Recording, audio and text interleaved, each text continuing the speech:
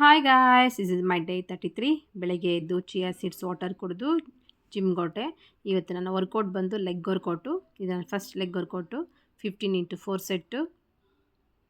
ಇದು ನನ್ನ second workout.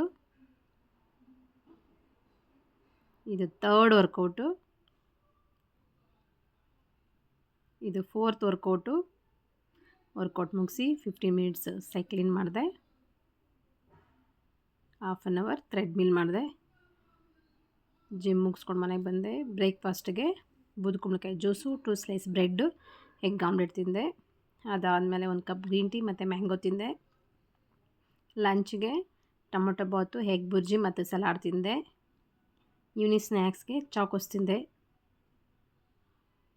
ಇವತ್ತಿನ ಸ್ಟೆಪ್ಸು 10,210 ಸ್ಟೆಪ್ಸ್ ಕಂಪ್ಲೀಟ್ ಮಾಡಿದ್ದೀನಿ. ನೈಟ್ ಡಿನ್ನರ್ಗೆ ರಾಗಿ ಗಂಜಿ ಮತ್ತು 2 ಬಾಯ್ಲ್ ಎಗ್ ತಿಂದೆ. ಲೈಕ್ ಮಾಡಿ, ಶೇರ್ ಮಾಡಿ, ಸಬ್ಸ್ಕ್ರೈಬ್ ಮಾಡಿ. Thanks for watching. ನಾಳೆ ಸಿಗ್ತೀನಿ.